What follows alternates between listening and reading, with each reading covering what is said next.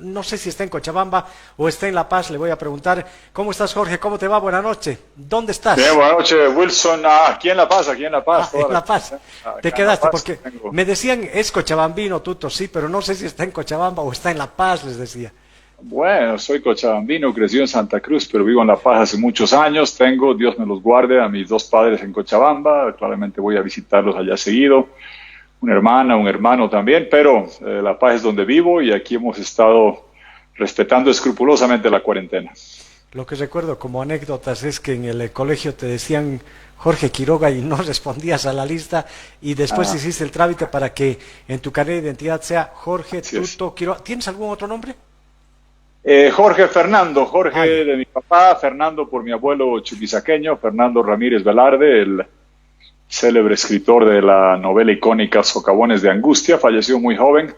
Entonces, Jorge Fernando, y cuando, como el apodo era Tuto siempre, cuando le agregué no pude quitar para no ofender ni al papá ni al abuelo, entonces le aumenté, es un chorizo largo, Jorge Fernando Tuto Quiroga Ramírez. Cuando alguna vez viajas y paras en un aeropuerto en Corea o en Japón, te miran con una cara de qué es lo que usted se llama, pero bueno, así es la historia de la vida. ¿Y cómo estás pasando la cuarentena? ¿Qué haces?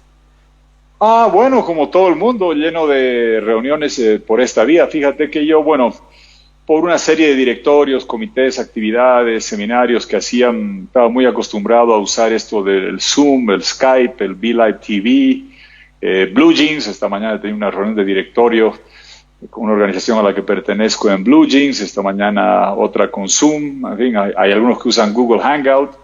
Ya conozco todos los mecanismos para poder conversar digitalmente y poder mensajear también con todos mis amigos que luchan por la democracia en Venezuela. Hace tiempo que tenemos un grupo de WhatsApp y de Telegram, otro más cerrado, y también conversamos siempre por Zoom, que la gente ha aprendido a usar esas aplicaciones. Menos mal que ya estaba yo entrenado en usarlas y eso hacemos. Esta mañana un par de entrevistas temprano y estoy haciendo un Facebook Live 3 veces por semana o dos Sí. veces por semana, con invitados como el doctor Hausman de Harvard para hablar de la economía, doctores, el doctor Foyanini de Santa Cruz, doctor Bacaflores de Cochabamba, doctor Gamarra que está ahí atendiendo a pacientes, un doctor joven en Brasil, con don Enrique García, con don Guillermo Lazo hicimos justamente ayer uno. El Guillermo Lazo es de Ecuador. En Ecuador tú sabes que tuvieron problemas enormes porque me gusta poder usar este tiempo para hablar de qué se requiere hacer económicamente, sanitariamente, con gente que sabe de la materia, y vengo tomando posiciones claras por esta vía digital. Recuerdo que empecé a exigir cuarentena, creo que la segunda semana de marzo, y cierre de fronteras. Yo no soy, tú me conoces, no ando calculando a ver si algo cae bien o cae mal. Era necesario sanitariamente. Cuando se hizo lo respaldé. Y también empecé a manifestar muy temprano, 20 de marzo, mi preocupación de que la cuarentena no se estaba utilizando para fortalecer la capacidad de testeo y la capacidad sanitaria. Preocupaciones que hoy, ya casi 2 meses después, 7 semanas después, la sigo teniendo, y hoy con más angustia que nunca antes, porque claramente yo no tenía ilusión alguna que la curva iba a crecer. Creció. La cuarentena te evita el ritmo de crecimiento de la curva, te aplana la curva, pero tú sabes, en esencia, si esta es tu capacidad sanitaria y la curva crece en pocos días y rebasa tu número de unidades de terapia intensiva, pues tienes las escenas dantescas de que gente muere porque no la puedes atender. Entonces, ¿qué se debe hacer mientras haces la cuarentena que busca aplanar la curva de contagio, aunque después va a crecer? Es incrementar la capacidad sanitaria. Y si tenemos 440 o 480, de acuerdo a la cifra que uno crea, de unidades de terapia intensiva, con respirador, intensivista, tomógrafo cercano y demás, había que triplicar eso. Eso se ha hecho en otros países, con instalaciones ad hoc, improvisadas, entregar hospitales. Vengo hablando de esto este marzo. Recuerdo que el ex ministro Cruz, cuando hablé de la carencia de laboratorios, en ese momento había uno solo en Cenetrop, en Santa Cruz, salió sin aludirme a decir que políticos que buscan palestra. En fin, yo no ando buscando palestra. Yo lo que me angustia es que me informo y sé de que si no se tiene laboratorios y si no se testea intensivamente y se rastrea a los contactos de los contagiados para aislar a los contactos de los contagiados, no funciona. Basta ver cómo funcionó en Corea, en Islandia y en otros países. Las dos claves son testear y al contagiado rastrear los contactos, aislarlos a todos y por otro lado fortalecer la capacidad sanitaria. Empecé a hablar de eso desde marzo y también en las conversaciones hablábamos de la necesidad de salvar vidas, aliviar bolsillos, con aliviar el pago de luz, agua, gas, teléfono y el tema de los bonos. Me opuse a la canasta porque no me parecía correcto que el Estado compre lechuga, tomate, chorizo y reparta. Eso es muy corrupto, muy politizado. Era mejor dar dinero en efectivo. Y cuando se empezó a dar a los de la Juana Zurdú y renta dignidad o de primaria, señalé que todos tenemos necesidades, que lo mejor era un bono universal.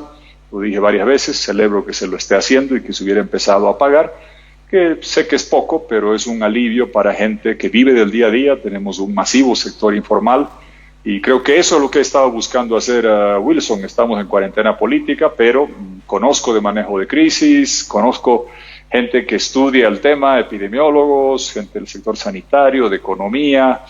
Frank Fukuyama, gran politólogo, sobre qué va a pasar en el mundo. Conversé con él, una sesión en inglés. Y he buscado hacer eso, buscar orientar, reflexionar con la gente sobre el mundo que se viene post-coronavirus, pero entendiendo que la prioridad ahora, y es en ese orden, se trata de salvar vidas, aliviar bolsillos, preservar empleos, salvar empresas y después relanzar Bolivia, que será la tarea para un próximo gobierno ungido de la legitimidad democrática necesaria.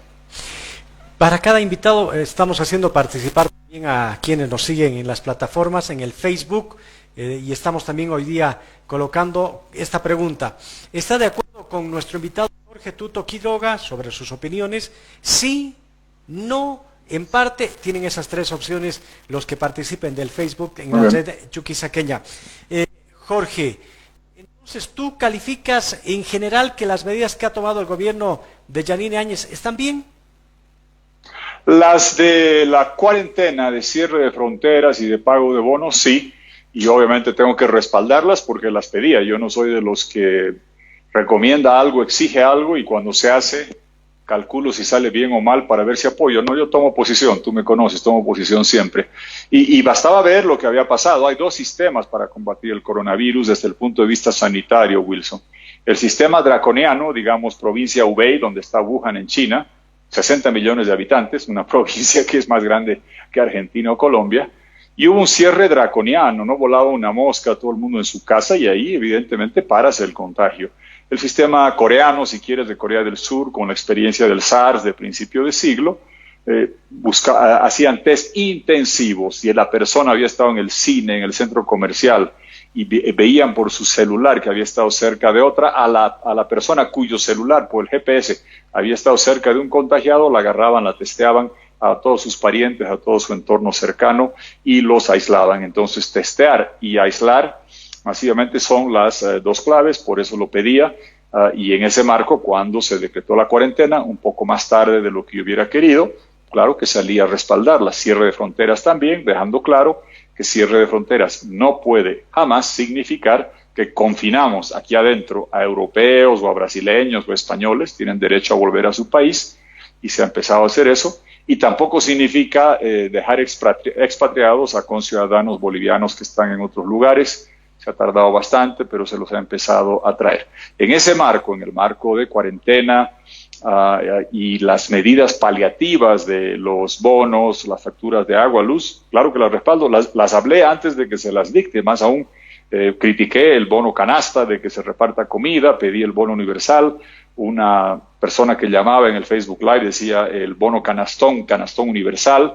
Bueno, pues entonces si lo proponía y se hacía, pues lo tengo más que respaldarlo. En cuanto a las medidas de cuarentena y los paliativos de reducir o dar alivio en el pago de facturas de luz, agua, gas, teléfono y este bono que no esté sujeto a una ruleta etaria de decir que si tienes hijos pequeños, pues recibes el bono familia. Si eres mayor, pues recibes el bono canasta.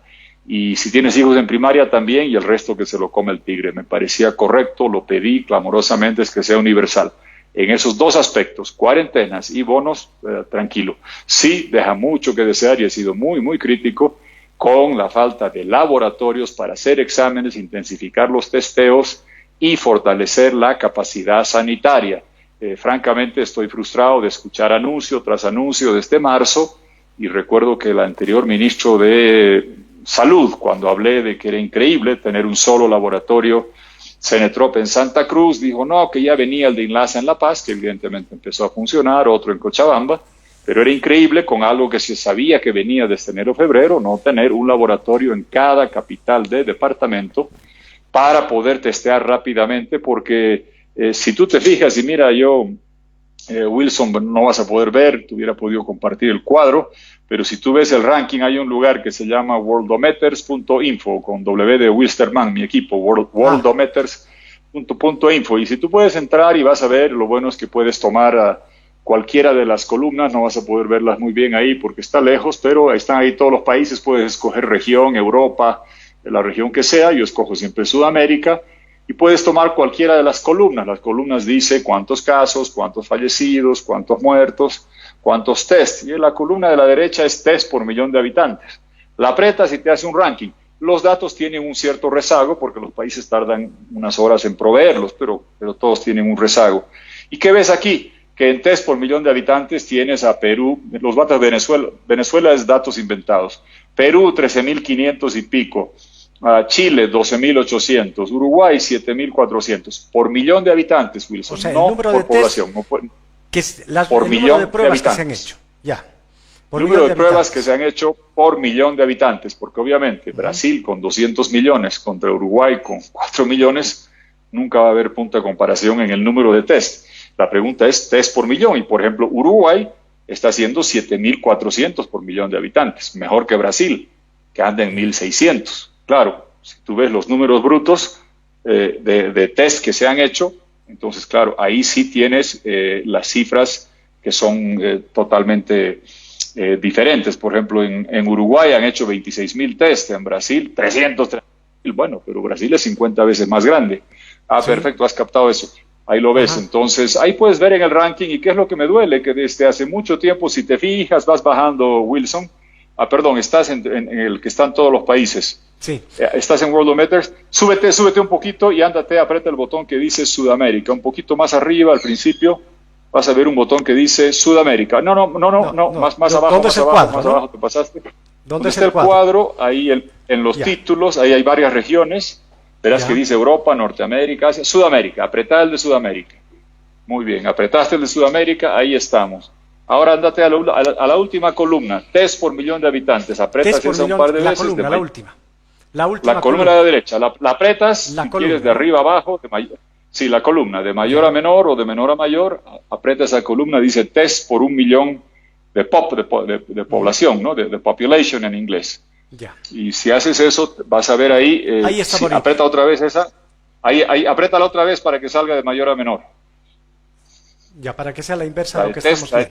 La de test por millón de habitantes, sí. Ya. Ahí te sale. Venezuela descarta porque creo que Maduro, si alguien te mira y dice creo que tienes fiebre, lo considera, se inventan los exámenes, Venezuela no tiene cifras confiables. Pero fíjate ahí, Perú, test por millón de habitantes, ahí está la cifra, tu audiencia la puede ver, 13.588. Sí.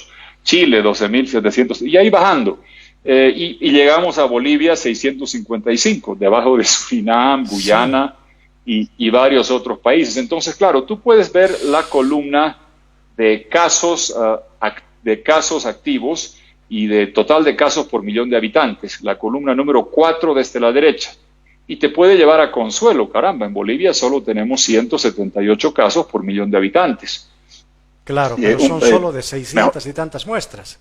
Claro, que te muestra lo que se llama la positividad, vale decir, la quinta parte de los exámenes, por encima, la quinta parte de los exámenes, o un poquito más de la quinta parte de los exámenes, o más de la cuarta parte, perdón, de los exámenes, un poco más de la cuarta parte, te salen positivos. ¿Qué quiere decir? Que estás testeando a la persona que ya está casi al borde, porque si te fijas con otros países, Jorge, es totalmente en realidad, diferente. Y aquí ha ocurrido, y creo que en otros departamentos también, se les ha testeado a los muertos. Han muerto con síntomas, y entonces aquí murió alguien el viernes y el día lunes se supo que era positivo. Y han ocurrido en varios departamentos. Así es. Claro, y por ejemplo, si te fijas acá rápido, en los casos por millón, comparemos con, por ejemplo, tú agarras con Perú y dices, caramba, tenemos 178 casos por millón. Perú 1.775, más o menos 10 veces más casos por millón. Pero vayamos a los test, nosotros 655 y Perú casi 14.000, 20 veces más. Entonces, claro, te puede consolar decir Chile tiene 10 veces más casos por millón de habitantes, pero está testeando 20 veces más, lo cual te lleva a la conclusión, Wilson, de que si estuviéramos testeando en la media de la región, que son casi 5.000 test, claramente se incrementaría el número de contagiados. Y eso es algo que me ha preocupado desde marzo. Por eso tú me dices, la cuarentena, el cierre de fronteras, lo respaldé, lo pedí, lo respaldo plenamente. El tema del pago del bono universal, lo pedí, lo exigí, ¿cómo no lo voy a respaldar? Los alivios financieros también. Habrá mucho que hacer en el tema económico, esa es otra discusión. Pero sí me parece que no hemos usado la cuarentena, Wilson, que ¿para qué sirve? Para incrementar notablemente el número de tests y fortalecer la capacidad sanitaria. No tenemos un indicador de respiradores. Yo sabía, había leído la cifra de 435, después leí 490 respiradores entre todo el sistema de seguridad social, el público y el privado. Y casi 60% era en el privado y no se podían utilizar. Gran parte de ellos en Santa Cruz. Claramente, si tú ves estos números y tú presumes, el ministro de Salud acaba de decir que vamos a llegar a 10.000 contagiados a fin de mes. En el mejor de los casos. En el mejor de los casos y más en junio. Tú sabes bien que la regla de oro del coronavirus dice que de cada contagiado, 80 se salva con un poco de atención, descanso y nada más grave. 20% requiere atención clínica y de ese 20, 15 de cada 20, 15 una atención dedicada y 5 de cada 100 van a requerir respiradores. Entonces, si tú pones 10.000, en el mejor de los casos, son 500 unidades de terapia intensiva que no teníamos. Ahora se anuncia que van a llegar respiradores y acabo de leer que en Santa Cruz solo quedan 2 respiradores y es el departamento con mejor infraestructura. Entonces estoy angustiado de que hemos cumplido la cuarentena. Y ojo, también te puedo mostrar, si buscas algún rato puedes buscar Google coronavirus. Y cuando empezó la cuarentena estaban los datos de Google que rastreaban la ubicación, el historial de ubicación de celulares y mostraban que dentro de Sudamérica éramos los últimos en test, como te mostraba acá, pero los que más cumplíamos la cuarentena. La congregación, la aglomeración en centros comerciales, en centros de transporte, había reducido 88, 90, 92%. Más allá de algunos casos de indisciplina, comparado con otros países, habíamos cumplido mejor. Entonces, mi angustia, mi preocupación es que si el pueblo está cumpliendo, no todos, no unánimemente, no universalmente, pero la gran mayoría, en quedarnos en casa con el consiguiente costo económico, pero hay que entender que la cuarentena no es un objetivo en sí mismo. El pago de los bonos, claro que beneficia, pero no es el objetivo de la cuarentena, es paliar el daño económico, de buscar aplanar la curva de contagio que aplana y daña la economía, compensar a la gente económicamente, para que mientras estamos en cuarentena subamos los test y fortalezcamos la capacidad sanitaria.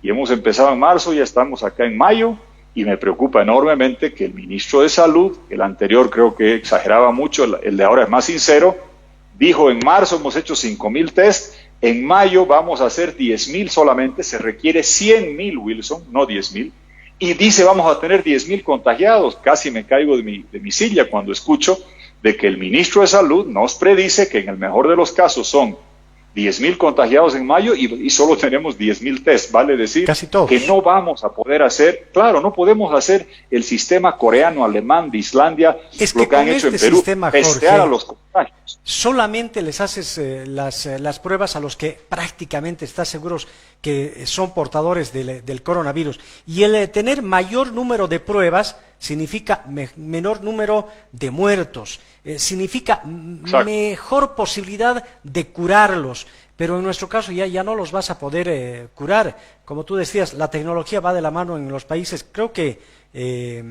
Google con Apple han hecho una alianza para estos sistemas informáticos que algunos países los han comprado, pero nosotros gastamos en los enfermos y el costo por curar a un enfermo es mucho mayor que el número de test que se puede hacer para prevenir ese enfermo.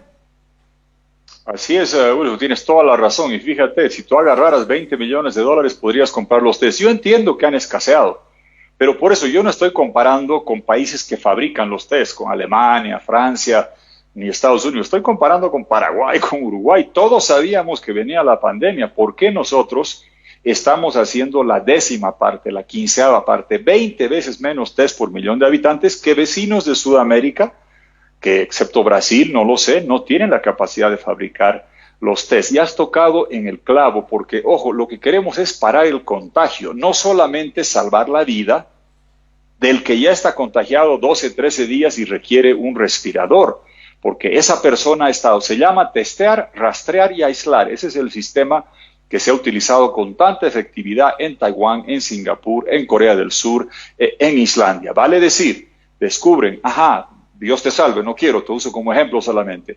Wilson fue a la clínica, estaba tosiendo, está contagiado. ¿Qué hay que hacer? El rastreo, vía humana y vía tecnológica, como hablabas. Vía humana, Wilson, ¿con quién estuviste? Esposa, hermanos, hermanas, hijos, colaboradores, gente que trabaja contigo en el canal. Es decir, has estado con un grupo de 15, 20 personas y todas deben ser testeadas porque han estado cerca tuyo.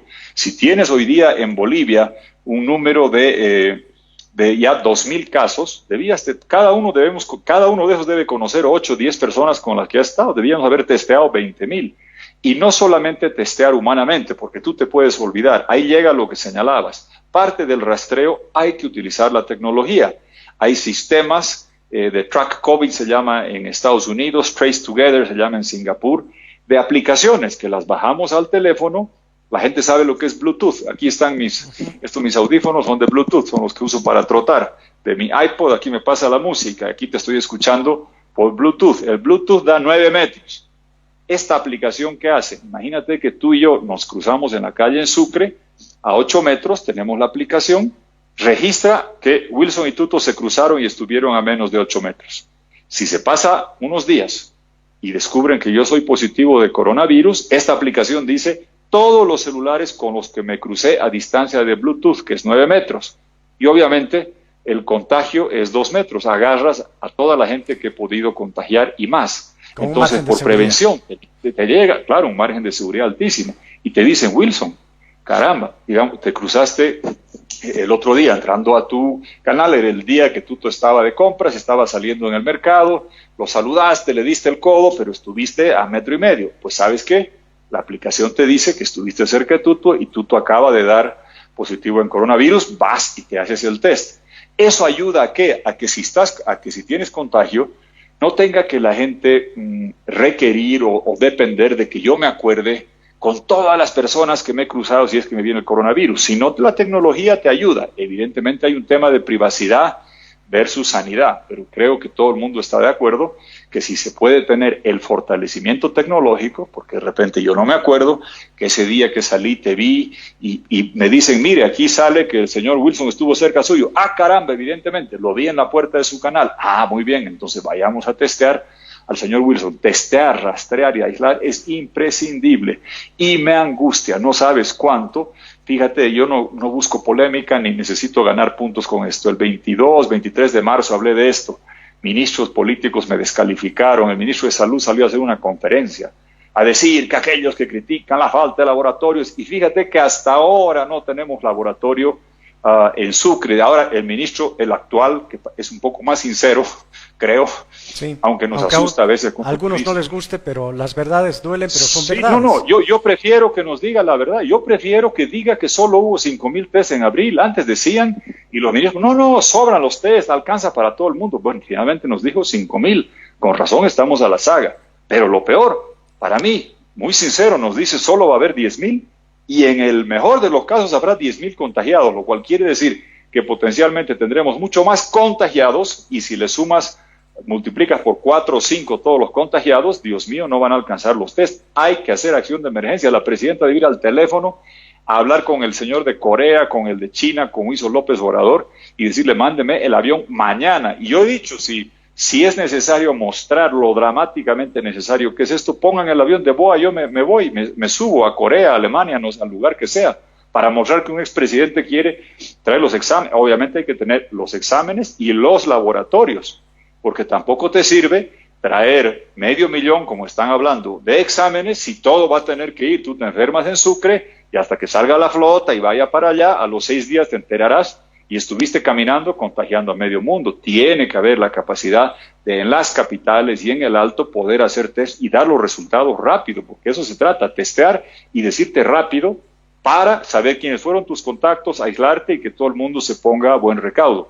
Ha habido un caso trágico de una chica en Santa Cruz, yo nunca doy los nombres, ni aunque sean públicamente ventilados, por respeto a los protocolos y a la familia, pero le habían dicho que dio negativo, la pusieron en una sala regular, no de terapia intensiva, mucha gente estuvo con ella, la familia estuvo con ella, y al final se descubre, como tú señalabas, que fallece de coronavirus. Entonces, ¿cuánta gente se ha expuesto en eso por no tener la capacidad de tener un número grande de test cuyos resultados se den lo más rápido posible? Porque esa es la única forma de trabajar desde el punto de vista sanitario para aplanar la curva de contagio y honrar el enorme sacrificio que está haciendo el pueblo boliviano de tener que hablar por Skype y estar todos en casa en cuarentena. No digo que estemos sufriendo, hay gente que está sufriendo más, pero si queremos honrar el sacrificio de médicos, de doctoras, de enfermeros, de enfermeras, de la gente que limpia, de la gente que administra, de los policías, de los militares, y como siempre, mi solidaridad para todos ellos.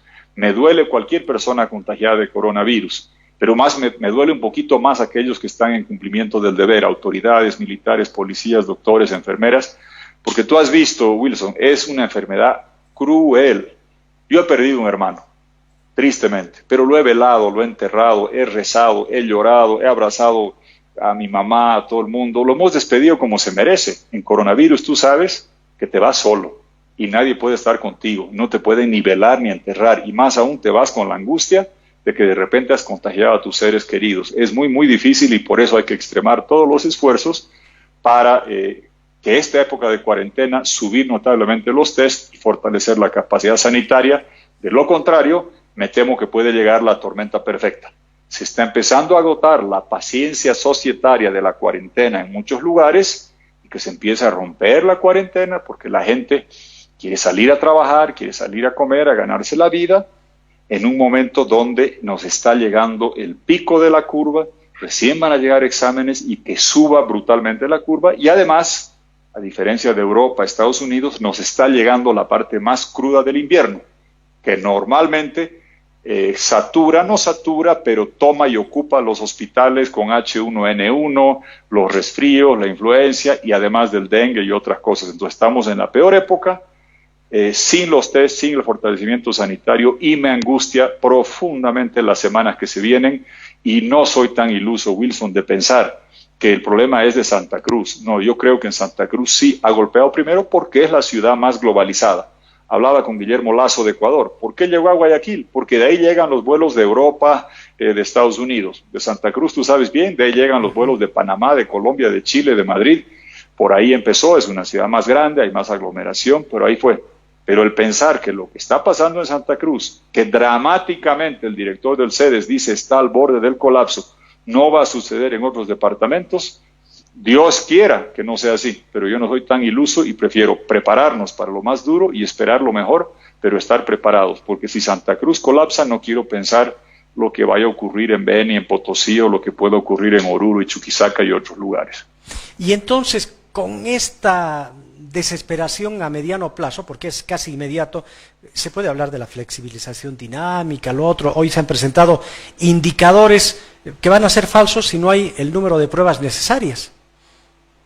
Claro, porque el tema puede ser engañoso el decir que en una municipalidad no hay suficientes casos, de repente existe y no se ha testeado.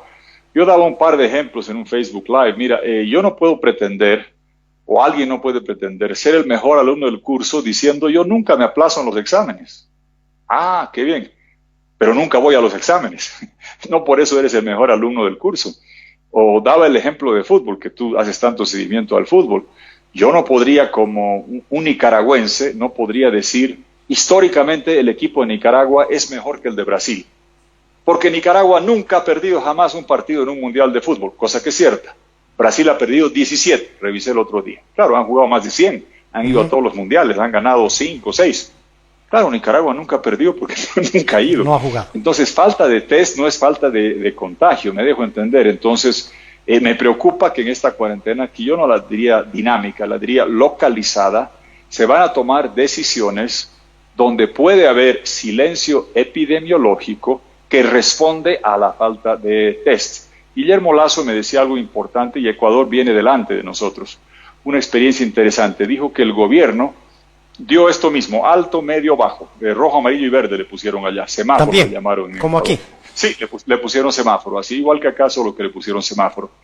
Y dijo que cuando uno delega a los municipios esa decisión, y los municipios no tienen la responsabilidad de la industria, de la economía, del comercio, del Banco Central, del sistema financiero, de la policía, de las Fuerzas Armadas, todos los alcaldes se pusieron rojo. Como me dijo Guillermo, todo se tiñó de semáforo rojo, porque si el alcalde no tiene que responder porque la industria quiebre o porque el comercio esté mal o el sistema financiero vaya a periclitar, optaron por lo más seguro, optaron por el camino rojo. Entonces habrá que ver cómo evoluciona esto, porque si la decisión realmente va a ser directamente de los alcaldes, sobre todo los alcaldes, digamos, de ciudades capitales, grandes e intermedias, no hablemos de todo Bolivia, quizás no, hablemos de Sucre, Monteagudo, Cochabamba, Quillacollo, Montero, en fin, tú me entiendes, muy difícil que un alcalde donde ha habido problemas se atreva a levantar para que después vuelva a subir el número y lo acusen al alcalde de haber sido responsable de un mayor número. O sea que tengo dudas sobre esto y sobre todo te reitero, el tema central es que si empezamos el 21 de marzo, para mayo yo hubiera querido ver la posibilidad de hacer en este mes no 10,000 test, 100,000 test. Tú dirás, 100,000 test es una locura. Entre 11 millones de habitantes, si tú ves el cuadro que te puse ahí, ni haciendo eso, aunque pararan de hacer tests los países de Chile, Perú, Uruguay, igual estaríamos detrás de ellos, aunque pararan de hacerlo, aunque ellos dejaran de hacer todo el mes de mayo, igual estaríamos debajo de ellos. No es una fantasía eso, y me gustaría que el gobierno nos diga, en coordinación, porque si algo también me preocupa es la descoordinación, de que hay 2 del CEDES, o creo que son 3 del CEDES que ya ha habido en el Beni. Fíjate la paradoja, tú recuerdas perfectamente Asamblea Constituyente, centralismo de Evo Morales, autonomía de ciertas regiones, Ernesto Suárez defendiendo autonomía, y ahora resulta que el gobierno es de la presidenta Yanine Áñez, que interviene la región del Beni y manda directores del CEDES, y la gobernación del MAS quiere el mismo. Hemos visto problemas en La Paz, hemos visto en otras partes. Yo pido dejar de lado todo eso, porque realmente los enfermos no quieren saber si el director del CEDES es del MAS o es del gobierno o demás. Quieren ver los test y el fortalecimiento sanitario, y me gustaría que el gobierno informe en coordinación con las instancias regionales, locales, trabajando mancomunadamente, sector privado, seguridad social y privados, que tenemos, ya no 480, tenemos improvisadas, ad hoc, temporales, 1.500 unidades de terapia intensiva. ¿Dónde están? ¿Cuántas son? Y tener como un equipo, Wilson, de refuerzo, como la banca en el fútbol. Qué sé yo, en La Paz o en Santa Cruz, en algún lugar, con 2 Hércules, un grupo de 50 intensivistas, 10 respiradores, 20, es decir, equipos de SWAT, donde si, por ejemplo, en Beni colapsa y rebasa, que pueda llegar un avión a reforzar. En otros lugares se ha hecho eso. En otros países se ha hecho eso. Por ejemplo, en Ecuador se hizo eso con Guayaquil, cuando en Guayaquil fue un foco muy grande. Y después, cuando Guayaquil va saliendo del problema, que ahora está llegando a Quito, Guayaquil está mandando los equipos a Quito. Tenemos que tener una suerte de planificación solidaria, de compartir no solamente los test, sino los intensivistas, los equipos de respiración. Y si es necesario que, por ejemplo, Santa Cruz es donde está golpeando, y si después Santa Cruz baja y se pasa el problema a Sucre, que vaya gente de Santa Cruz a Sucre, y que hoy que hace falta en Santa Cruz, que pueda ir gente de Sucre a ayudar a Santa Cruz, que nos ayudemos los unos a los otros. Creo que se requiere ese nivel de coordinación nacional, regional, local e interregional e intermunicipal también. Jorge, para terminar, se ha hablado de elecciones, hay muchas irregularidades, empezando por el tema de los aviones, de yacimientos. ¿Qué hacemos en este momento de crisis? Además, estos problemas. A ver, son 2 comentarios separados. A mí me duele profundamente y me indigna, como todos los bolivianos, ver que ya estamos en un gobierno de transición corto de 6 meses ya en el tercer presidente de yacimientos. Creo que Evo Morales tuvo como 8 o 9. Están batiendo el récord de Evo Morales. Y que a nombre del coronavirus se esté adjudicando sin licitación, por excepción, la compra de combustible, de alimentos o de seguros. No tiene nada con el coronavirus eso. Si algo yo he criticado 14 años, ha sido la lacerante corrupción del MAS, de adjudicar todo sin licitación, llenos de corrupción, carreteras del TIPNIS, teleféricos, satélite, barcazas chinas, plantas de urea, polietileno, tractores, todo lo que se les ocurría. Y eso es lo que hemos rechazado. A mí no me molestaba el peinado de Evo Morales, ni su chaleco. Las prácticas autoritarias, persecutorias, corruptas y despilfarradoras eran lo que nos molestaba y claramente indigna y creo que mancilla a las pititas que salieron a demandar democracia. Ver estos casos como lo que tú estás señalando que se ha visto de yacimientos, creo que ya se ha cambiado finalmente a ese presidente, pero ojalá no hagan lo del MAS. ¿Te acuerdas del MAS? Había el escándalo, cambiaban a la persona y se olvidaban. No hagamos así. El de Entel no sé dónde se fue. Hay que investigar y sancionar esto, porque de lo contrario queda la sospecha que la persona que estaba haciendo esto lo estaba haciendo con padrinos dentro del gobierno. Sea el caso de Entel, de yacimientos u otro, hay que parar. Y los abusos de traslados y demás que ahora piden disculpas, más que pedir disculpas, tienen que devolver el dinero de los pasajes, la disculpa no alcanza, y llevar esto a la Contraloría.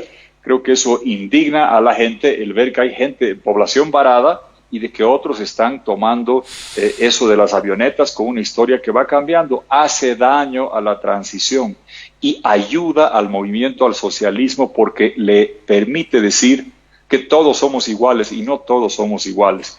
Evidentemente, el que hace lo mismo que el MAS, de adjudicar sin licitación con corrupción, es más de lo mismo. Yo no soy, jamás voy a hacer más de lo mismo. Yo trabajé siempre bajo la ley SAFCO, hice normas básicas de adquisición, todo se hacía por licitación. Yo creo en la austeridad republicana y creo que eso debemos exigirle al gobierno de transición. Y sobre la fecha de elecciones que manifestabas, mira, claramente la vida viene por encima, todos tenemos el derecho a votar, pero tenemos el derecho a la vida por encima.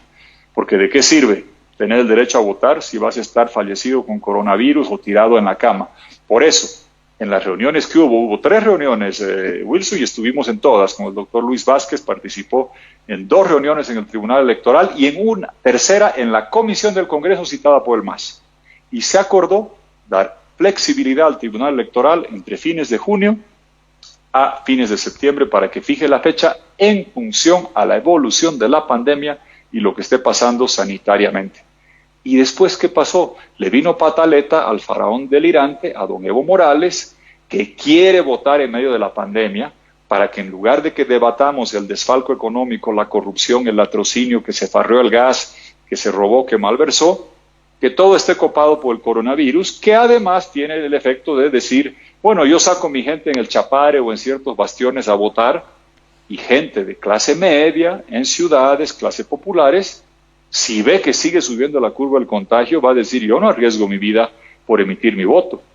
El voto puede ser obligatorio, sí, pero no puede conllevar la obligación de contagiarse de coronavirus. Tiene que estar esto pasado. Y la legitimidad de un gobierno que es sumamente necesario, porque la crisis económica es brutal, hemos hecho una propuesta clara, se requiere un gobierno con legitimidad, credibilidad, capacidad, pero la legitimidad viene, Wilson, de recibir el voto masivo del pueblo boliviano, y no de una parte que se arriesga a ir a votar mientras la gran mayoría se queda en casa asustado. En 50 países han diferido las elecciones.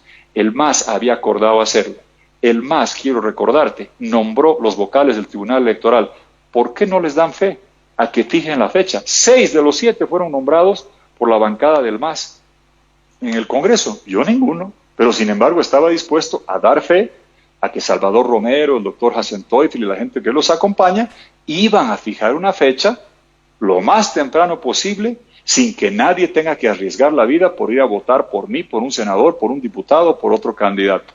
Creo que eso es lo que debe primar, y fíjate que la irresponsabilidad del MAS, donde vienen y fijan una fecha sin ningún criterio sanitario por capricho de Evo Morales, ahora claramente están subiendo la curva de contagio y ahora dicen, sí, puede ser que difiramos. Lo que quedó claro acá es que la salud y la vida del pueblo boliviano enfrentan a un binomio criminal. Evo Morales y el coronavirus.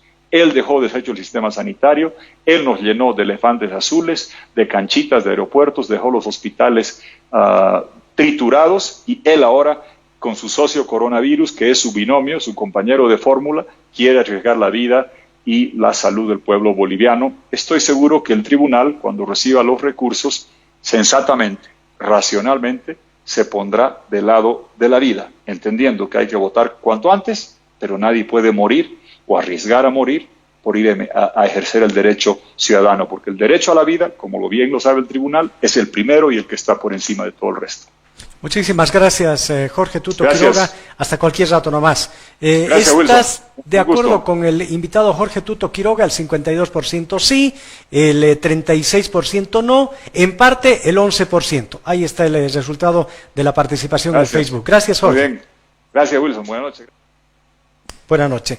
¿Y cómo está el panorama en esta nueva jornada, la actualización para hoy, 7 de mayo?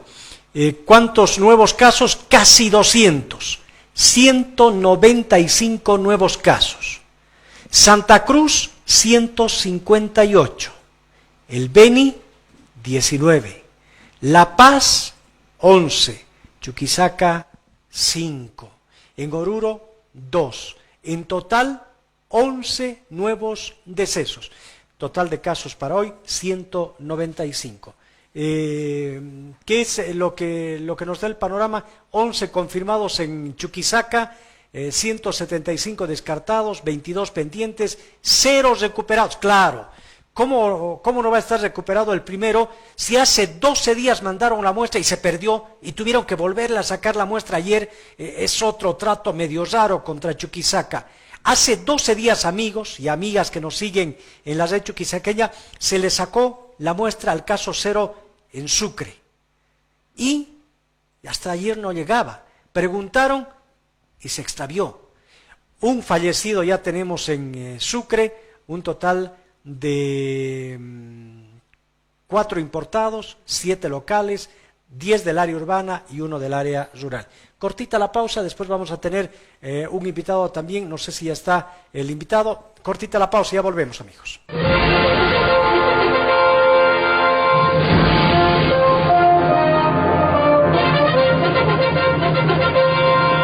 Circuito electoral.